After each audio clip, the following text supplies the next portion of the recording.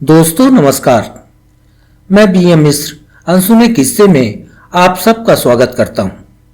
अनसुने किस्से में मैं इस मंगलवार आपके लिए लाया हूं कहानी काका।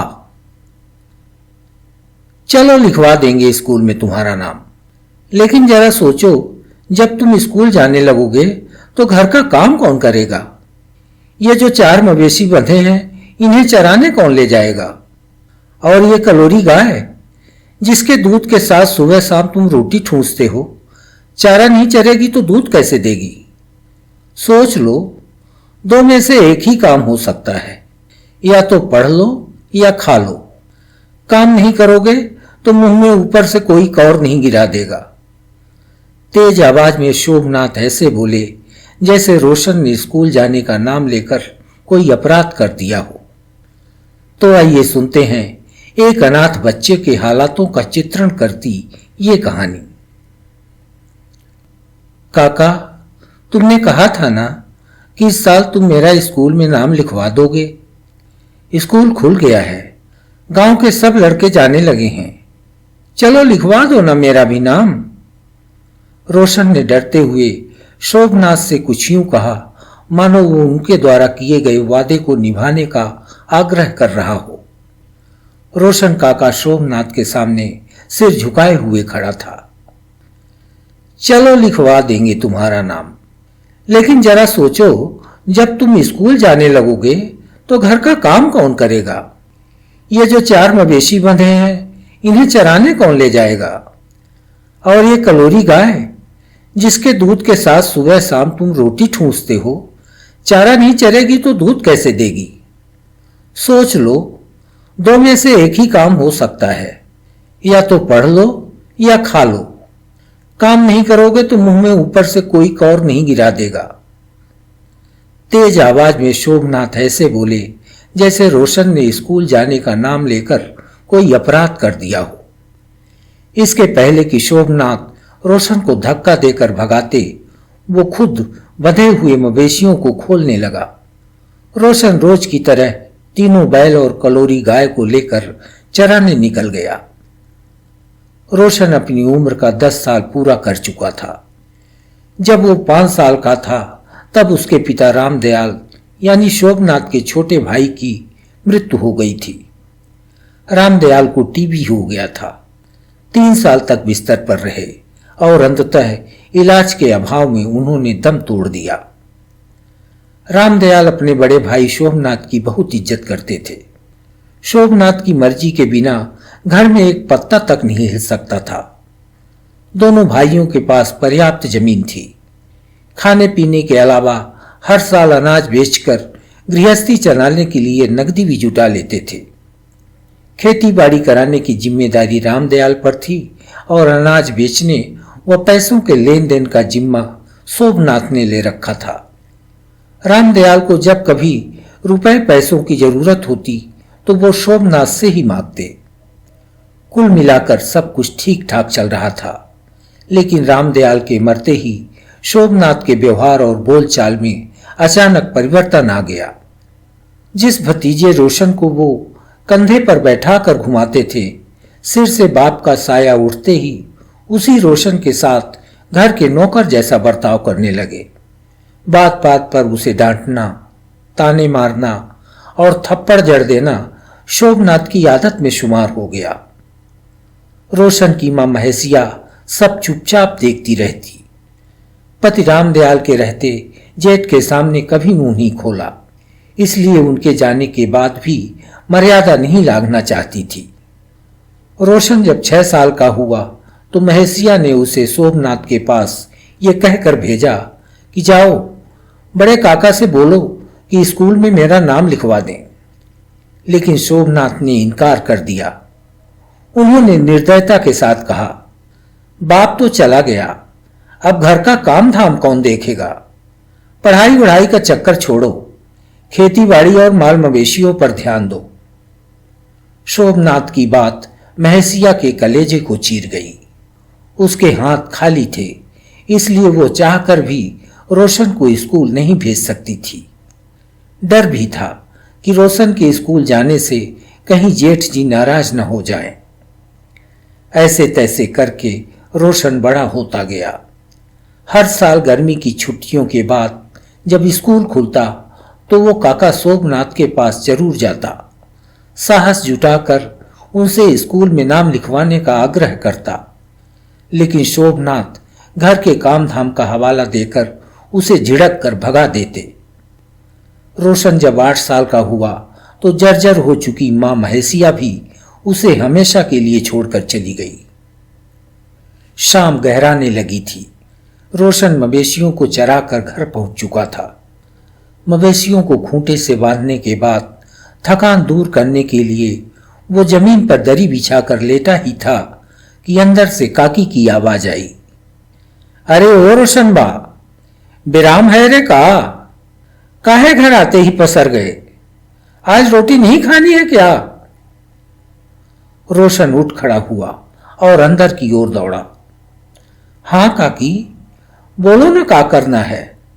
एक कलोरिया है ना, दिन भर दौड़ा दौड़ा कर थका देती है, इसलिए थोड़ा सुस्ता रहा था।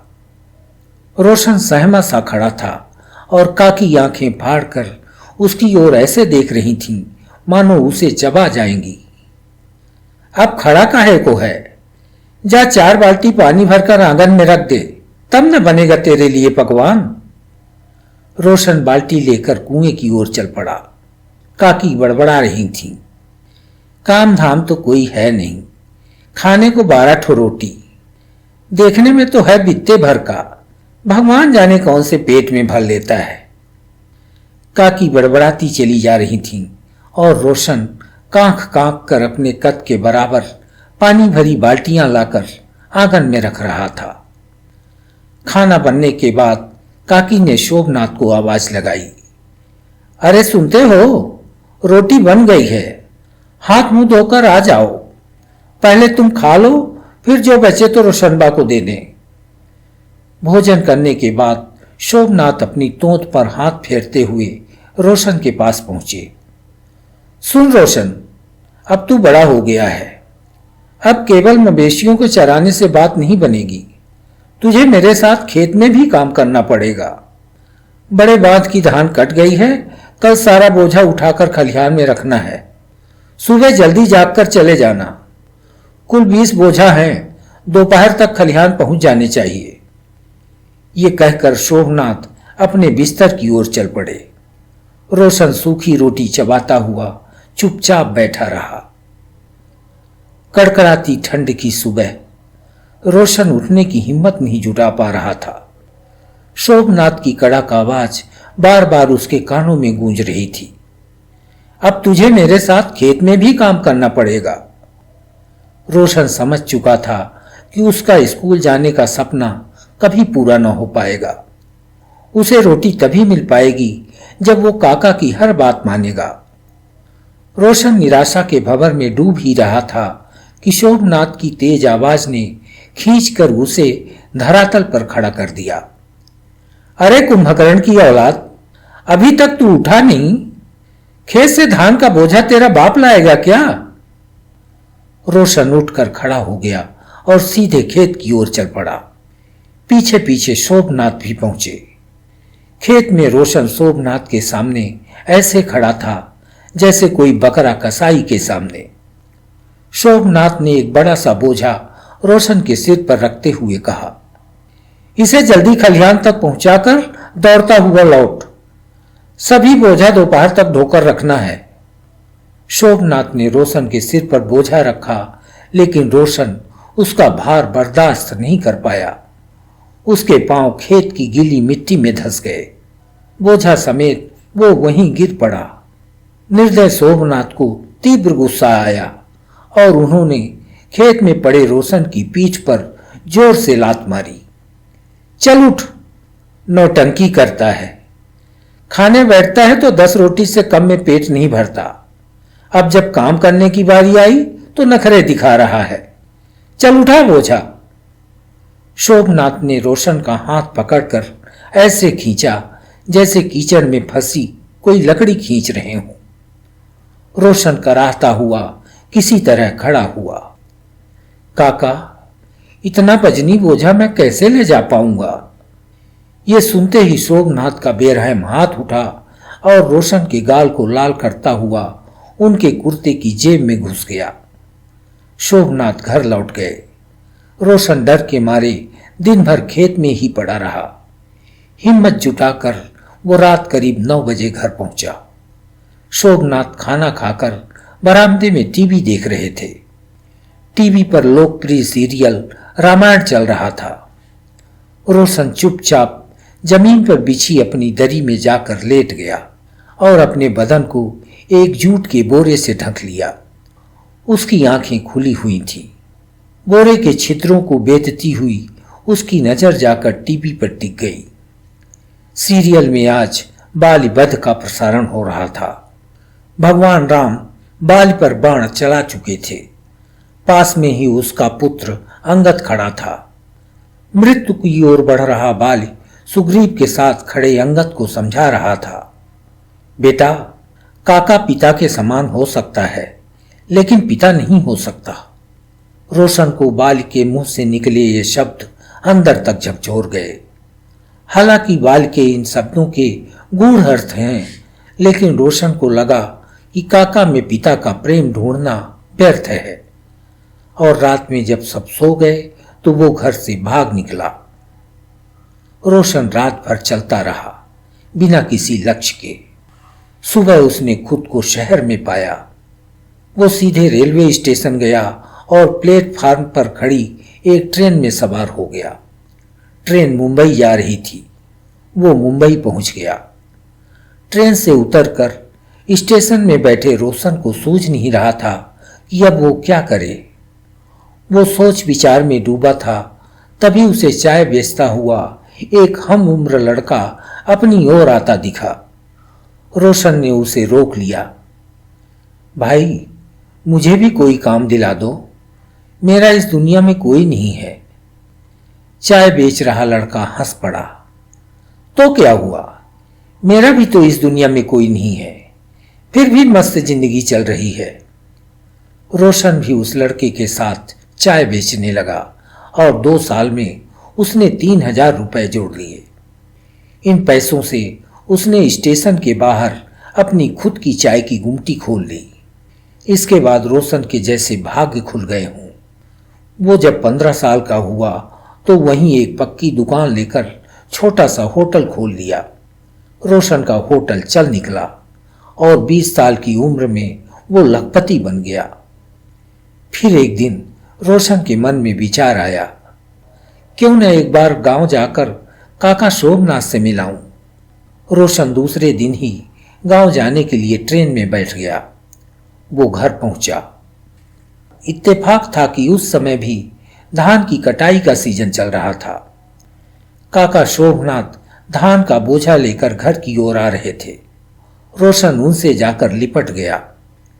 काका, उस दिन की तुम्हारी लात ने मेरी जिंदगी बदल दी। तुम यदि मुझे न मारते तो शायद मैं इस मुकाम तक कभी न पहुंच पाता।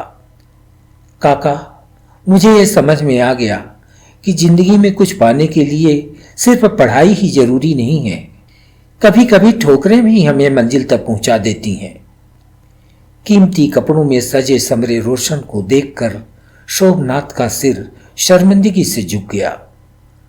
रोशन उनके अंतर मन की व्यथा को समझ गया। वो शोभनाथ का बोझा सिर से नीचे उतरवाते हुए बोला, काका, जल्दी तैयार हो जाओ, शहर चलना है। अरे, अभी तो आए हो और फिर चलने की बात करने लगे। चलो कुछ खा पी लो। शोभनाथ में साहस न था कि रोशन से नजर मिलाकर बात कर सकें। उन्होंने अंदर की ओर देखते हुए काकी को आवाज लगाई, अरे देखो तो कौन आया है, अपना बेटा रोशन। देखो न कितना बड़ा हो गया। नहीं काका, मैं कुछ नहीं खाऊंगा, जल्दी तैयार होकर मेरे साथ चलो। रोशन ने जल्दबाजी दिखाई। शोभनाथ तैयार हुए और रोशन के साथ चल पड़े। शहर में रोशन एक ट्रैक्टर एजेंसी में पहुंचा। वहां वह पहले से ही एक ट्रैक्टर खरीदने की औपचारिक कार्रवाई पूरी कर चुका था। रोशन शोभनाथ के हाथों में ट्रैक्टर की चाबी थमाते हुए बोला, काका, अब तुम सिर पर बोझा नहीं ढोगे। अब खेती का हर काम ट्रैक्टर से होगा। काका, तुम मेरे पिता तुल्य हो, मैं तुम्हें तकलीफ में नहीं देख सकता। और हाँ काका, मुझे तुमसे कुछ नहीं चाहिए। मेरे पिता की हिस्से की जमीन भी तुम ले लो। मुझे तो बस जीवन भर तुम्हें काका कहने का हक चाहिए। ये हक कभी न छीनना मुझसे। ये कहकर रोशन रेलवे स्टेशन की ओर चल पड़ा। मित्रों, आपको यह कहानी कैसी लगी कमेंट बॉक्स में हमें जरूर बताएं। कहानी यदि अच्छी लगी हो तो लाइक व शेयर करना न भूलें। और हाँ, यदि आपने अब तक हमारे चैनल को सब्सक्राइब नहीं किया है तो कृपया कर लें। अगले मंगलवार हम फिर मिलेंगे एक नई कहानी के साथ। धन्यवाद।